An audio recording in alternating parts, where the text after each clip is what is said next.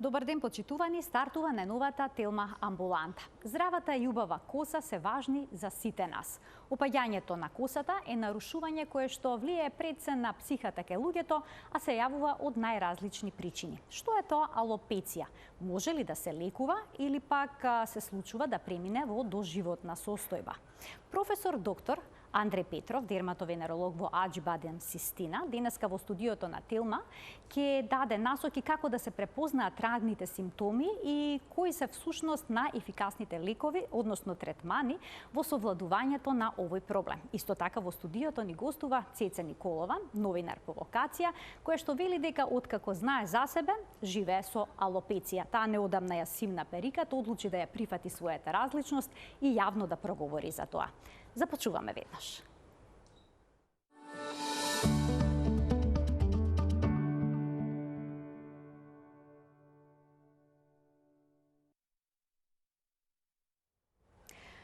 Започува денешната Телма амбуланта со Цеце Николова, новинарка, воедно председател на Сдруженијето за грижа на деца без родители. Цеце, добре ни дојде во студиото на Телма. Добро ве најдов, благодарам за поканата. Вие пред една година ја симнавте периката, направивте фотосесија и воедно напишавте дека сте се премориле од носење перика и дека сте среќна што не се умира од алопеција. Да започнеме од почетоците. Кога се јави оваа болест кај вас? Па оваа болест кај мене се појави од како знам за себе. Јас секогаш така велам, односно на мојата 6-та година, односно така околу 6 години јас се сеќавам дека веќе имав алопеција, дека имав многу кратка коса и дека не ми беше јасно зошто имам толку кратка коса. Меѓутоа сум ги имала оние познати кругови, нели празни дупки, познати за алопеција. И затоа веројатно ми била постојано така шиша на косата. Да. Како беше чувството како дете? Да останете без коса, какви беа реакциите од вашите другарчиња? Беше одвратно чувството, вака најискрено. Всушност, чувството го разбираат сите оние кои што носат некаква различност во себе, не мора тоа да е алопеција, сите кои што се разликуваат од своите врсници. Беше, се разбира, многу тешко. Не знаев многу што се случува со мене, освен дека ми паја косата. Зошто? Не знаев. Сега знам дека тоа било од некакви трауми кои што и се што си ги носам, некои стресови низ кои што сум поминувала порано или подоцна. И секогаш ги забележував погледите од моите врсници, некогаш и прашањата кои што воопшто не беа пријатни, де секогаш имав одговор на прашањето зошто немаш коса, од каде да знам зошто немам коса. Ама ете, денеска сум ваква каква што сум и многу сум горда на тоа, затоа што, како што сум кажала и пред една година, не се умира за среќа од оваа состојба. Инаку, вие живеевте во згрижувачко семејство, ако не се лажам, во тој период кога ви опадна косата. Велите дека тоа било можеби последица од стрес? Да.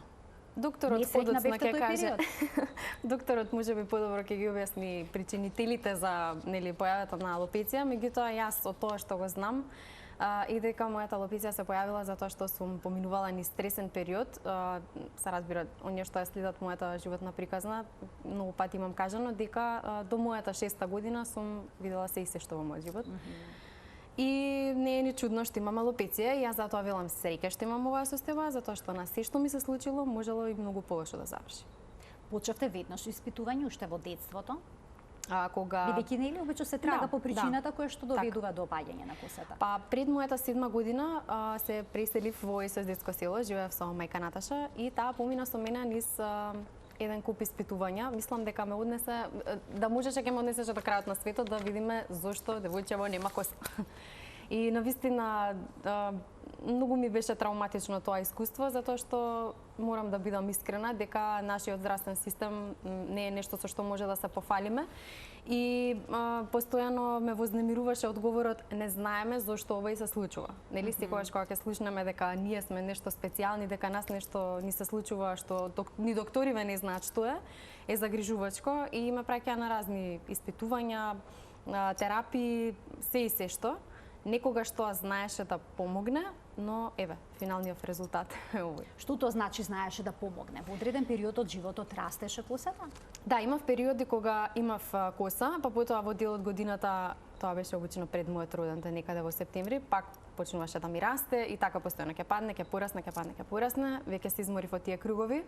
На крајот во 2010, ако не се лажам, мислам дека не вака целосно да ми падне, ама веќе не можев да покријам со ништо, не можев да носам ни капче, затоа што нели од оздола се познаваше дека е голо.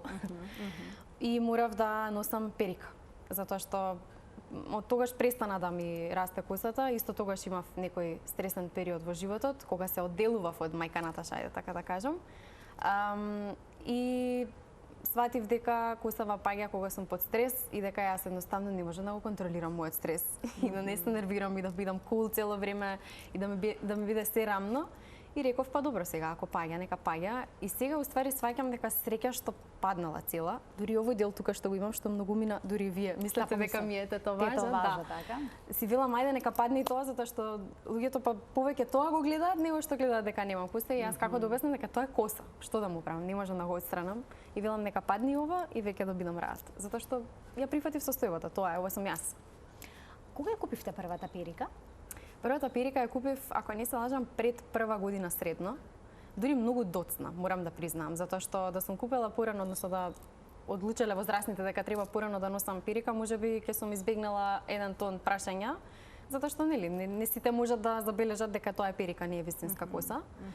И првата перика, не знам, и тоа исто така не ми беше најубаво искуство, затоа што немав коса и реков сега не можам да купам долга перика, сите ќе знаат дека е перика. Ајде да купиме некоја пократка, да ме кева маца од маца порасна косава. Па сите тогаш сватија, не знам, многу ми беше тешко тоа. Не сакав да знаат дека носам перика, не сакав ништо да знаат, не сакав никој ништо да ме прашува. Сакав само да бидам нормална како сите други. А постојано се соочувавте, предпоставам, со прашања? Постојано, да. Секогаш јас бев поинаква. Мислам, сега ми годи, морам да бидам искрена. Сега стварно ми годи тоа што сум поинаква. Но веројатно во детството тоа е проблематично. Да, и веројатно секој родител кој што го гледа ова, да, и кој што има дете кој што се соочува со некакви прашања, најдобро може да го разбере тоа. Колку перики имате? Може би 10. Имам колекција на перики од Medicus Help. Да, во еден период од животот пробав да минувам форми и бои, кога веќе ми дојде преку глава, сватив дека сите знаат дека носам перика и дека немам потреба да го кријам тоа.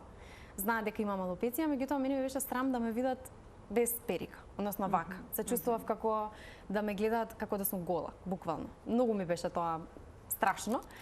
Ама во еден период, како што кажав, од животот се ослободив и реков, добро, ќе си ги минувам фризурите, ете да најдам предноста во носењето перики. Нели, форми, бои, се исте што пробував, па после тоа ми дојде преку глава и нели пред една година, како што кажавте во најавата, се фотографирав без перика само за да ја видам првичната реакција на сите луѓе кои што ме познаваат, а всушност не знаат јас како природно изгледам, ајде така да кажам. И каква беше реакцијата? Фантастично, јас да знаев дека ќе имам таква реакција.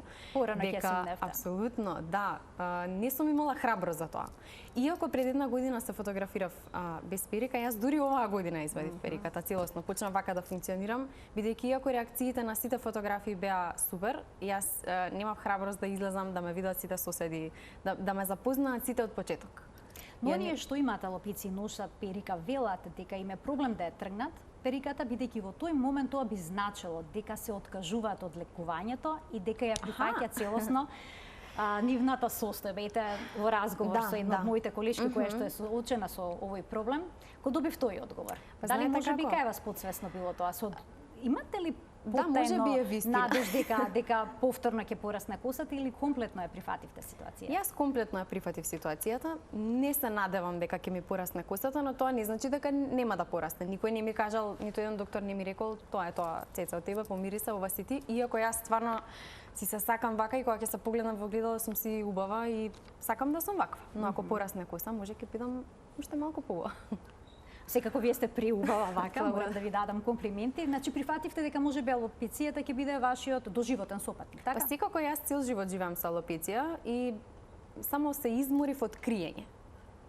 Можеби не реков, еве кривам раце, никогаш нема да порасне косава, ама дека нешто ќе преземам во врска со алопецијата, не. Затоа што стварно се изморив и од прегледи, и од доктори, и од мислења, едни, други, трети, 16 и дека нема да го правам тоа. Не се обидувате веќе? Па не ништо да намачкате, да направите некој третман како што е PRP, да речеме, или се случува да сретнам некои повозрастни така господи кои што така без срам ќе почнат да ми кажуваат: "Ама пробај ова, намачкај се со ова." И јас велам: "Ма се имам пробано." и не ме гледате како личност која што треба да ја жалите затоа што има ваква состојба. Фала Богу, немам некоја пострашна болест поради која што нели би ја загубила можеби косата. Се работи за алопеција и имам пробано се и се што. И не сакам веќе да пробувам, ама тоа не значи дека сакам да ги охрабрам вашите гледачи да се откажат и сите оние кои што имаат алопеција да не пробуваат, затоа што можеби нешто ќе помогне. Не сме сите исти и претпоставам докторот повеќе ќе објасни подесно за тоа зошто се појавува и дека може и да порасне. Јас имам на пример многу блиска другарка која што и се случи нешто многу страшно во животот и мислевме дека повеќе никогаш нема да и порасне косата, но после таа стресна ситуација таа сега има многу долга коса за само 2-3 месеци. Јас велам дали правеше некаква терапија, беше на нешто, но вика не, си порасна само од себе. Така да никогаш не се знае. Спонтано се решава проблемот и можам и јас да кажам дека на 18 години се соочив со алопеција ареата. Да, но ете, за среќа го надминав тој проблем. Во мојот случај исто така спонтано сето тоа се реши. Ви се обраќаат ли лица кои што имаат алопеција откако еве јавно проговоривте за тоа? Да, ми се обраќаат постојано некако во мене како да бараат решение за својот проблем. Но јас морам гласно да кажам дека немам решение за нивниот проблем. Бидејќи да сум имала, јас ќе имав сега коса. Јас сум пробала се и се што и немам нешто што би им го препорачала да го пробаат, затоа што би било сулудо. Ќе кажат зашто ми го препорачуваш ова кога ти немаш коса. Ама да, сакаат да се охрабрат, сакаат да слушнат мислење од некој кој што го поминува тоа, и односно веќе го поминал. Јас сега си имам и други состојби на кои што треба да обрнам малце повеќе внимание. Алопецијата е само можеби вака физички момент кој што привлекува можеби повеќе внимание. Некогаш сте се одлучиле да разговарате можеби со психолог, советувате на оние кои што имаат проблем да се обратат на психолог? Да, советувам апсолутно дека за било кој проблем со кој што се соочуваме треба да се зборува со психолог, па дури и психијатар ако е потребно, затоа што и јас верувам во тоа дека сите состојби потекнуваат прво од главата. Така велам, дека ако имаме некаков проблем со себе, може тоа да доведе до многу посериозни здравствени проблеми, вака лаечки кажано народно. Докторите тоа веројатно малку поинаку го кажуваат. И да, психологот може многу да помогне затоа што сите стравови и трауми излегуваат на површина. Само што кај мене колку и да зборувам со психолог, во мојот случај тоа не помага.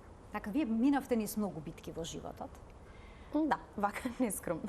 Сметате ли дека тоа ве направи посилна? Да. Да не сум поминала се што имам поминато во животот, како што сум кажала многу пати, не би била денес таму каде што сум, така што фала и на алопецијата што ми е најдобра другарка од кога знам за себе и што ме направи волку храбра. Храбра и посилна. Да. Меѓу другото имате невладина организација со која што им помагате на децата без родители. Тоа се млади лица, само да ве поправам, не се деца, туку се возрастни лица кои што пораснале без родители. Да. Сметате дека има потребна поддршка? Да, тоа е комплетно заборавена категорија на граѓани на кои што навистина има потребна многу голема поддршка и сум среќна што постои For You веќе скоро, уште малце 3 години. 3 години, претпоставам дека многу проекти стојат пред вас. Се надевам и јас. Да, треба да предстојат многу проекти, односно поддршка од сите оние кои што ги поддржуваат невладините организации, затоа што сега за сега функционираме, не можам да кажам самостојно, но без некој грант или проект. Јас ви благодарам за вашето денешно гостување. Навистина ми е драго што прифативте да гостувате во денешната Телма амбуланта и да го споделите вашето искуство со борбата со алопецијата и прифаќањето на оваа состојба. Исто така забележав дека навистина многу медиуми се интересираат да направат интервју со вас, да ве представат како еден борец. Да, и навистина е добро што јавно проговоривте дека голем дел од лицата со алопеција не сакаат да зборуваат за тоа и го кријат проблемот. Да. Јас ви благодарам за поканата и благодарам што ја правите оваа емисија. Навистина ми беше чест кога ме поканивте кога кажавте дека имате емисија посветена на алопеција. Многу ми е драго и верувам дека на многу луѓе ќе им помогне. Ви благодарам уште еднаш за гостувањето, а ние ќе продолжиме понатаму со низа лекарски совети и препораки поврзани со алопецијата, на каков начин се диагностицира болеста, кои симптоми укажуваат на неа и секако ќе проговориме за третманите кои што најчесто даваат добар резултат. Останете на Телма.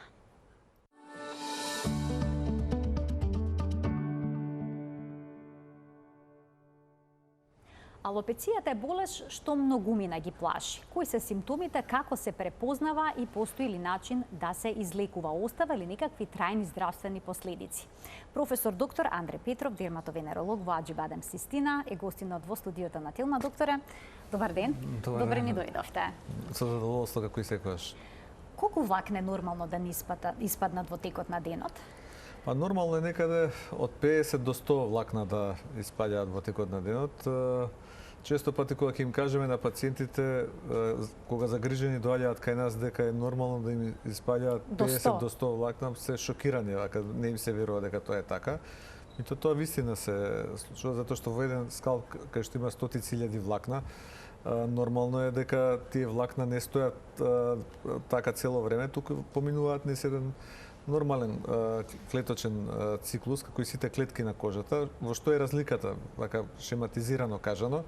Ако ние нормално губиме и клетки на кожата, ама ако една клетка таму за 28 дена нормално невидливо се губи, влакната на главата траат некаде 2 до 3 години. Значи 2 до 3 години е животот на едно влакно на главата. И потоа се заменува со ново кое расте. Тие не се фиксни, не стојат цело време. И тоа е нешто што вака се трудиме да им го објасниме Значи, доколку видиме влакна на перницата наутро кога ќе се разбудиме или пак на чешелот со кој што се чешламе, не секогаш мораме да бидеме премногу загрижени, доколку е тоа помеѓу 50 и 100, но кој би ги броел? Како да процениме дали е проблем или не? Не е страшно тоа, безмалку сите тоа го забележуваат. Прашање е само колку сме фокусирани на тоа и колку го забележуваме. И кај некои луѓе тоа се претвара во обсесија, па ги влечат од четката, ги бројат, гледаат колку ќе опаднат. Значи, генерално влакната опаѓаат, особено не е чудно да опаднат ако имате долга коса. Ако имате долга коса, тоа е нормално дека ќе ги приметувате повеќе отколку некој што е, да кажем, избричен на 1 сантиметар, зборам кај машките на главата. Тоа е нешто што е нормално, што се смета дека е 50 до 100 влакна, особено во овој период, август-септември, каде што е најзасилено опаѓањето, тоа е нешто што е очекувано. А што е тоа алопеција? Алопеција значи губење на косата, вака преведено. Алопеција е всушност група на болести. Алопеција не е една одредена болест. И кога зборуваме за алопеција, ние не можеме да зборуваме конкретно за едно одредено губење на косата, затоа што она што треба да го објасниме еве и за вашите гледачи на Телма е дека алопеција всушност е сегмент на повеќе болести. Таа може да биде алопеција од генетски карактер, значи андрогенетска, која многумина ја сметаат повеќе за состојба отколку за болест, заради некојаш е и болест, зависи од тие хормонални фактори и влијанија. Меѓутоа е дел од генетскиот материјал што го носиме, како што наследуваме генетика за бојата на очите, за дебелина, висина, наследуваме и генетски материјал за типот, квалитетот на косата кој го имаме. И такво нешто е нешто што исто така треба да го земеме предвид. Меѓутоа алопеција може да биде од имунолошки причини. Алопеција може да биде од одредени токсични причини. Алопеција може да биде да настане и од, како да кажам, од тракција, од влечење на влакната. Има една болест се нарекува трихотиломанија, каде што тоа е еден вид на тик. Кога некој си ја корне постојано косата и може да предизвика алопеција. И алопецијата треба да се разликува од опаѓањето на косата, или ние стручно медицински го нарекуваме ефлувиум или дефлувиум. Значи, каде што нема целосно губење на косата, меѓутоа има значително опаѓање на косата и тој ефлувиум исто така, тоа опаѓање на косата може да биде да речеме во зачеток кај оние новите влакна или анаген ефлувиум и телоген ефлувиум кај во крајниот дел од животот на влакната, да кажеме од тие 2 до 3 години, што отприлика е нешто што се смета за во тие пропорции во кои се дадени за нормална состојба. А дали алопецијата е болест или пак е состојба? Алопеција е болест. Алопеција е болест заради тоа што кај алопеција имате зборувам не за андрогенетската алопеција, зборувам за целата група на болести. Алопеција имате алопеција ареата, да речеме. Тоа е имунолошки. Така, еве да започнеме алопеција ареата, тоа е кога косата испаѓа во печати. Тоа испаѓа како кругови, алопеција ареата, косата испаѓа во вид на кругови и таа може да биде солитарна, значи да биде една само на едно место. Има луѓе кои вообичаено во животот им се случува да имаат еден круг на опаѓање на косата кој така стои некојаш и долг период и не се шири. Има состојби кај што тој круг може да се прошири на неколку места. Има состојби кај што тие може да се спојат помеѓу себе тие кругови и да доведат до целосно губење на косата да речеме на скалпот. Меѓутоа има и состојби кај што доаѓа до целосно губење на влакната, до една тотална алопеција, кај која влакна не постојат никаде на телото. И причините за тоа се имунолошки, лоцирани се и одредени други фактори, дури се правени одредени генетски локуси и така натаму, меѓутоа во суштина имунолошки се принципите. Таа алопеција ареата во механизмот на десното, да речеме, многу сличи на автоимуниот тироидитис или хашимото тироидитис, тоа е автоимуна реакција. И често пати пациентите кои имаат алопеција ареата бараме да направат испитување на тироидната жлезда, на тироидните хормони, на антителата на тироидеата и така натаму. Тоа е нешто што има сличен механизам на имунолошка реакција. Професор, најдов еден податок кој што вели дека алопеција ареата, како автоимуна болест, е почеста од дијабетес, хроничен тироидитис или ревматски артритис, ако е толку честа.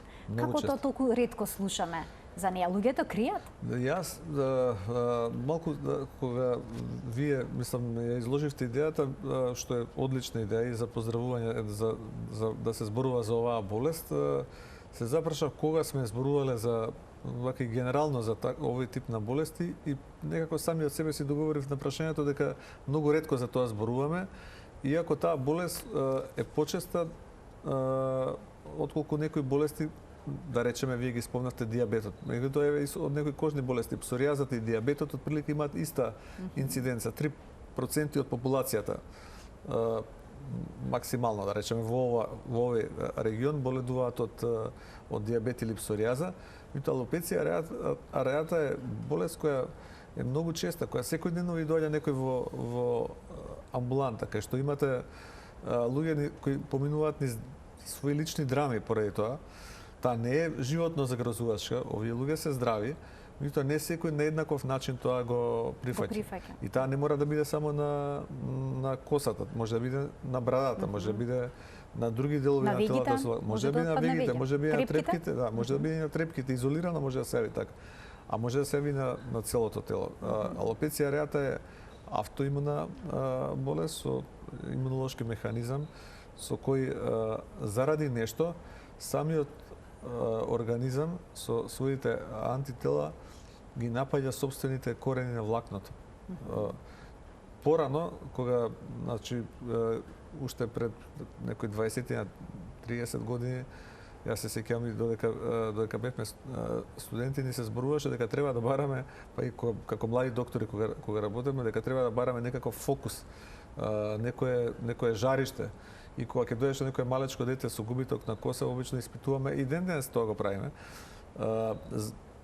Расипани заби, крајници дали има, не знам, воспалени.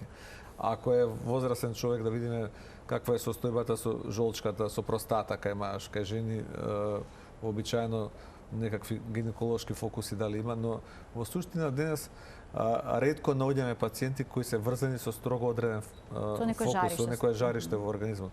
Затоа што во тие случаи даваме антибиотик или правиме некоја интервенција, не знам, жолчката се отстранува, на пример. И сме имале случаи кај што тоа доведува до опоравување на пациентот, да веќе коса почне да расте нормално и тој импулс, тој сигнал кој го тера организмот да продуцира тие антитела од кои косата опаѓа, наеднаш престанува. Но за жал тоа сепак се уште мал број случаи, во најголем број случаи можам да кажам дека ова е идиопатска болест. за медицината, кога ќе кажеме дека нешто идиопатско е непознато, не знаеме зашто се случува. А колкав дел од оние пациенти што се јавуваат со ваков проблем велат дека имале стресни ситуации или пак дека болеста ја тригерирал некој таков исклучително драматичен животен настан? Има и студии такви кои се опишани и дури на целосно губење на косата, има и студии и на побелување на косата, каде што се заради таков силен драматичен стрес наеднаш може да доведе до опаѓање на влакната, ама повторно тоа само како себе изолирана причина не може да биде. Затоа што многу луѓе имаат силни и интензивни стресови, па нека секој доаѓа до опаѓање на косата од типот на алопеција ареата. Тука се работи само за еден, како што кажувате вие, откочувачки фактор или тригер, кој дозволува да таа склоност на организмот, да тоа го развие, се манифестира. И има уште еден факт, се случува во фамилии да има фамилиарна диатеза, да е почесто. Па знаеме, кога ќе дојде, да речеме, некое дете, кога ќе го распрашате таткото или дедото или мајката, тие кажуваат дека и кај нив тоа во детството се случувало и така натаму, а тогаш е тоа еден добар знак кога јас ќе го слушнам тоа како доктор, затоа што кога ја гледам мајката или таткото дека е повторно со коса и го гледам едно детенце кој е исплашено со тој некој круг што се едел таму без коса на главата, знам дека тоа е нешто што има големи шанси да биде надминато со текот на времето, спонтано. И 1/3 од случаите поминуваат спонтано. Точно ли кај жените почесто спонтано се решава проблемот, а кај мажите доаѓа до трајна килавост? Па, јас не би знал тоа, да го точно кажам дека е така. Сум имал случаи кај што и мажи има што имаат алопеција која трае долг период, и тоа тотална алопеција, или не знам, универзална алопеција некој на целото тело. Меѓутоа имало и жени кај што тоа се случувало во долг период. Имало случаи кај што после што е вака медицински малку и контроверзно, после подолг период да почне да расте коса поново. Значи, вообичаено долгиот период без коса ние го сметаме за лош прогностички фактор. Значи, дека колку подолго тоа трае, дека помали се шансите тоа да помине. Ама сме имале случаи каде што после многу години наеднаш настанува растење на коса, така да. Но може да биде доживотен проблем. Може да биде такво нешто. Има луѓе, јас и знам некои луѓе лично кои тоа им е доживотен проблем. Имам и некој еден пријател, тој во странство живее, кај што со тек на време тој ја прифати, тоа му стана нормална состојба. На почетокот му пречеше, сега не го смета за некој посебен хендикеп и мислам дека психолошкиот момент е исто така многу битен кај оваа болест. Советувате пациентите со алопеција да се јават на психолог покрај дерматолог? Како редовен некој совет не, меѓутоа врз база на проценката која разговарате вие со пациентот, гледате. Бидејќи некои се многу потонати. Има луѓе кои ќе се расплачат кога ќе дојдат во ординација. И тоа е нешто што вие, како да кажам, сигнал дека човекот не реагира баш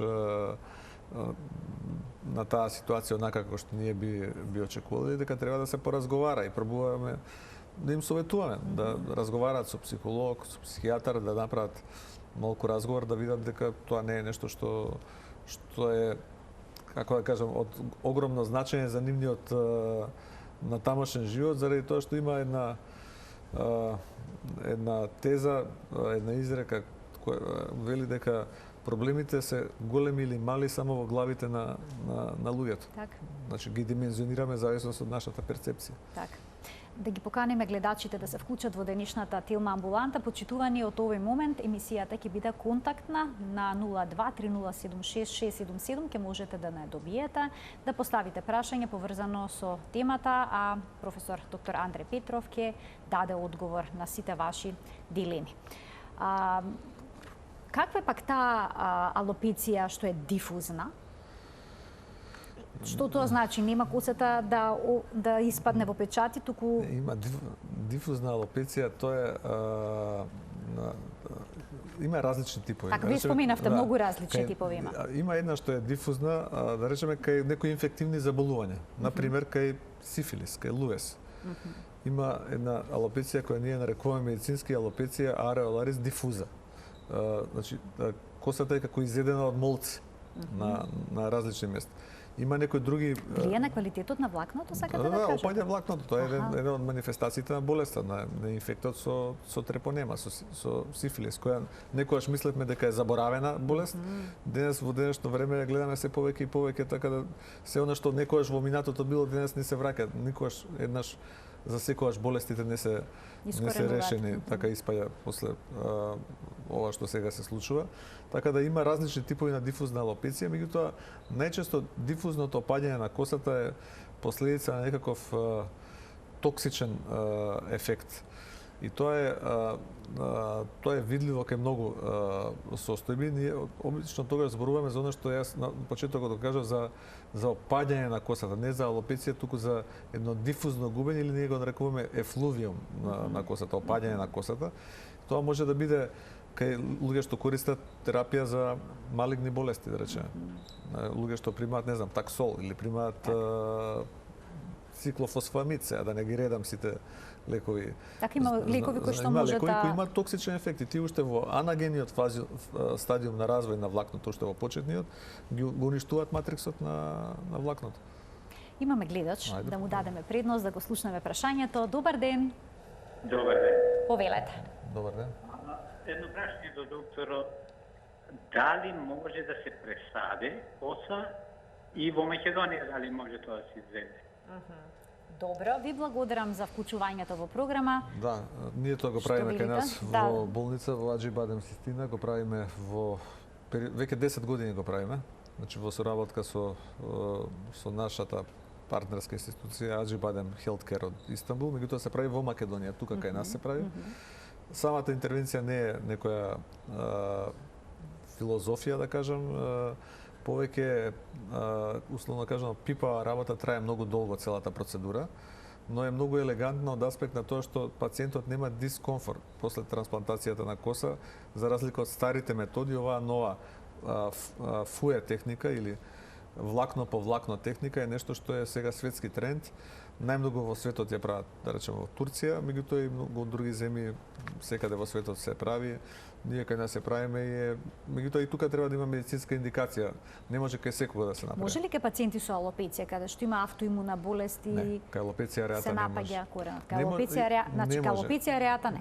Кај алопеција ареата не, има една форма само на цикатрицијална алопеција, која што е тоа е една вид на алопеција ареата кај што има само еден круг на коса кој фали, кој е предизвикан од некоја болест што постоела таму во минатото. Може била некоја инфекција или била некоја друга болест и опаднала косата како круг, и ако тој не е тврд како дрво, тој цикатрик става лузна, тогаш ние взимаме и биопсија понекогаш да видиме, понекогаш малку и со пинцета пробуваме да видиме колку може да влезе влакното внатре во тој дел, може да се на тој дел постави и да се горе-долу малку нивелира да не биде целосно голо. Уште еден гледач ке вклучиме. Добар ден. Добар ден. Повелете. Извинете, сакам да го прашам докторот нешто. Секако, повелете. Ја пред 15 години ми почина, татко ми почина и за две недели ми падна и косата и вегите. Така. И од тогаш ви порасна косата или се уште сте соочени? Да, ви порасна. За 4-5 години прво као памук почна да ми расне. Така.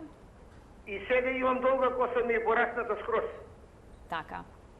Да, тоа е ви благодарам на прашањето. Тоа е така како што го опишавте, се случува доста е често. Имаме ние и така оди како што пациентот, односно вашиот гледач хронолошки тоа го кажа, прво излегуваат едни како памук влакна, што ги нарекувате, тоа се лануго влакна, тоа не се трајни влакна, тие всушност не се индикатор дека до крај работата ќе е завршена, но штом порасне терминално влакно, нормално влакно, тоа значи дека ситуацијата е веќе стабилизирана и дека влакното е онака како што треба повторно вратено.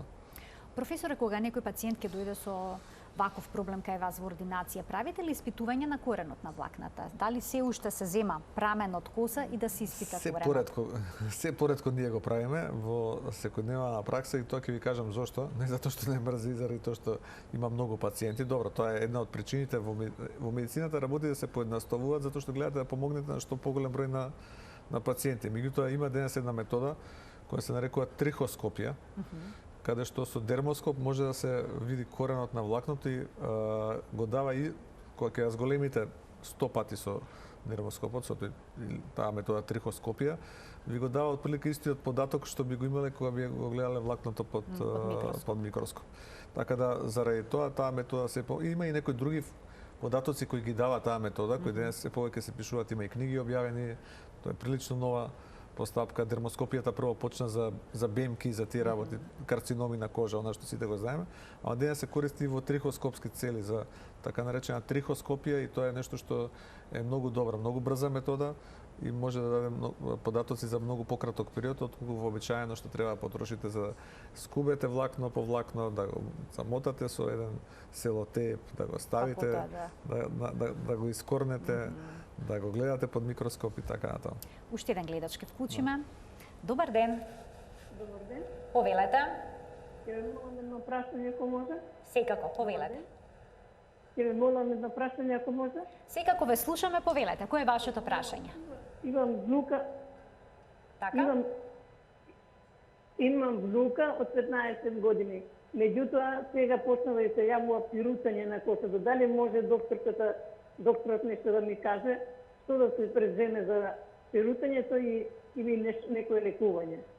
Така, ви благодарам кога што разбрав перутање. Па добро, тоа е нешто што не е многу поврзано со денешната тема, а со обзир дека се работи за 15 години возраст на дете, тоа е за тој период нешто што е вообичаено, очекувана состојба.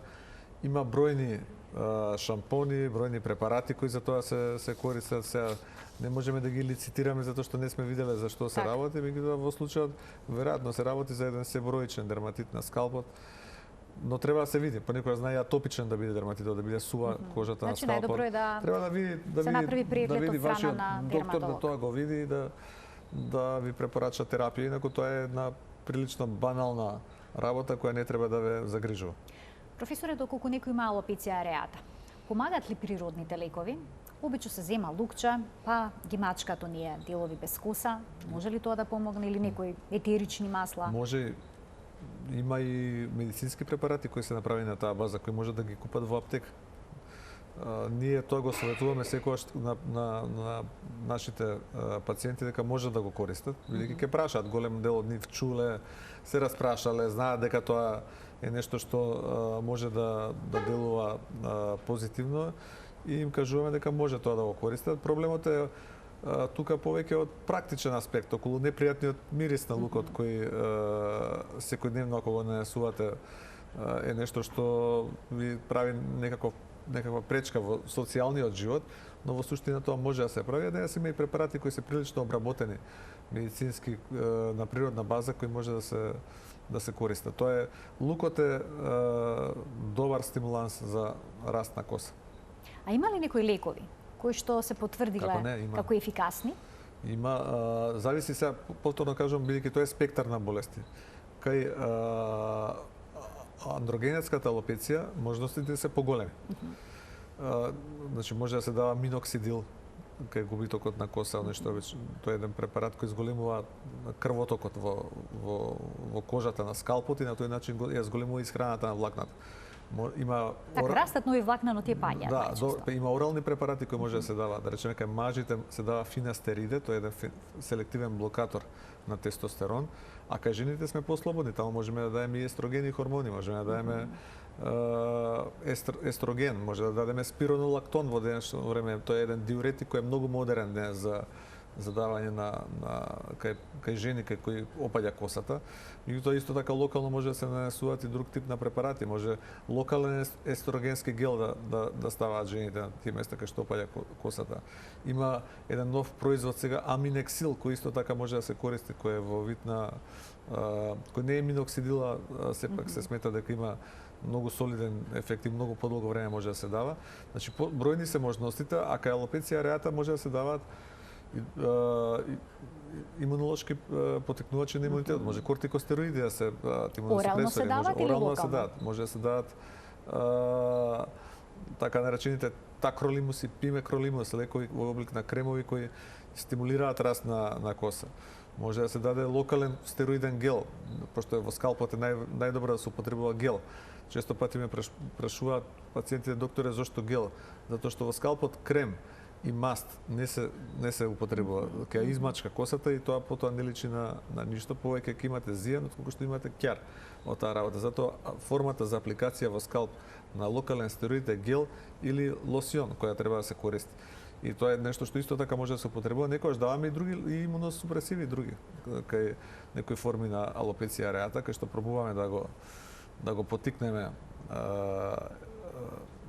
имунитетот, едноставно да го збришеме тој сигнал кој доведува до блокада на раст на влакната, но не секогаш успеава. Од кортикостероидот расте косата, ма потоа знае повторно допаѓа. Зошто понекогаш расте бела коса на почеток? Тоа е ради стимулацијата, таа коса, тие лануго влакна растат, меѓутоа тоа не е сигурен доказ дека ќе порасне како што треба влакно. Доколку убаво порасне бела коса, што тоа значи? Па обично не да порасне нормално влакно, терминално влакно со бела коса, ред тоа ја не сум видела, ама ако тоа се случи, тоа не е ништо лошо. Но во случајот да растат оние што ги нарече оригинално вашиот гледач како памук влакна, кои всушност не е вистинска коса, тој се лажни влакна или лануга влакна. По прекинувањето на кортикостероидната терапија се случува ли веднаш да ги изгубат оние влакна што пораснале? Па, кај некои се случува да се задржат влакната, кај некои пациенти затоа и ги даваме. Некојаш не е ефектот само да пораснат влакна, туку ефектот е да тој импулс кој довел до опаѓање на влакната да престане и заради тоа се дава кортикостероидот. И сме имали добри искуства со кортикостероидна терапија, денеска се нудат и различни други методи. Меѓутоа, генерално, сепак кортикостероидна терапија кај алопеција ареата е нешто што мислам дека е најдобро. И тоа и локалниот гел, комбинирана некојаш може да биде со овие такролимус, пимекролимус, нови препарати, кремови кои се даваат, кои влијаат на имунитетот. И она што јас го практикувам, што мислам дека исто така е многу добра метода, тоа е ин локо, инјектирањето на кортизон за да не пие пациентот, да не ги трпи другите несакани ефекти, триамцинолон. Двојно флуориран кортизон се боцка внатре во скалпот со сосема мали игли, дискомфортот е практично никаков за пациентот, така да тоа е исто добра метода. Професоре, што е со PRP методата, ласерската метода, мезотерапијата, можат кај алопеција ареата, кај автоимуна болеза да дадат ефект? Не, тоа е дури некои пациенти кои доаѓаат, јас им кажувам отворено дека тоа не може да се прави. Ама знаете, ние го правевме таму и таму. Улогата на докторите не е да го прават тоа што пациентите сакаат, туку она што е медицински издржано. PRP како метода кај алопеција ареата не функционира. Таа е добра за алопеција андрогенетика, кај што тој growth фактор на раст на тромбоцитите може да стимулира да ги потикне влакната да растат, да на некој начин направи поголема исхрана со тие сигнали за раст кои доаѓаат до косата. Меѓутоа кај алопеција ареата тоа не делува.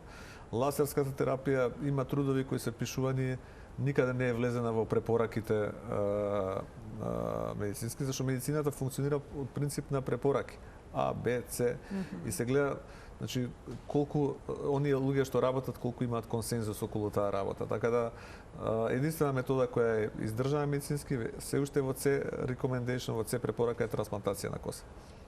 Уште еден гледач. Имаме навистина многу малку време, имаме до крајот на денешната Телма амбуланта. Ќе го замолам гледачот што пократко и поконцизно да го постави прашањето. Добар ден за него. Добар ден. Ве слушаме во програма, сте повелете. А до вашата емисија ме интересираат мојот син некдека до 10 години има алопеција и воопшто, значи, нигдека нема коса, ни ништо. И не му се има појавено воопшто, значи, од стрес му се случи, значи не ми унастан. А што препорачува докторот, дали преку сите испитувања што ги имаме направено, имаат кажано дека нешто е проблем со надбубрежната жлеза. Дали од тоа, дали од големиот стрес, што може да биде со овој случај? Ви благодарам за вклучувањето во програма. Ако има проблем со надбубрежната жлеза, тој треба колега некој или колешка ендокринолог да со тоа се позанимава, да види што е проблемот, да се види што може да се направи и така натаму. Меѓутоа генерално такво нешто се случува и без проблем со надбубрежната жлеза. Треба многу трпение, значи треба стрпливост и треба да ги следите советите на вашиот дерматолог. Кај деца не преагресивно со терапијата, заради тоа што се деца, да не предизвикаме други штети од терапијата што евентуално кај возрастен би ја спровеле.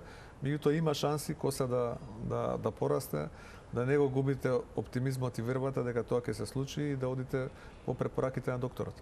Да се биде упорен?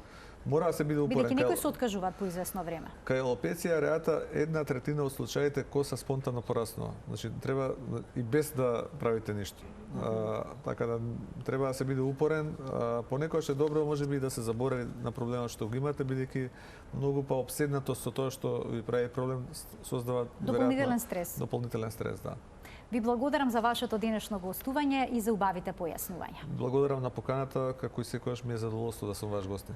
Секогаш е задоволство кога сте во студиото на Телма. Се надевам дека повторно ќе бидете овде. Со задоволство, благодарам. Почитувани професор доктор Андре Петров беше вториот гостин во денешната Телма амбуланта. Тој појасни се за алопецијата. Ви благодарам за вниманието со кое што и денеска не следевте. Имете убав ден.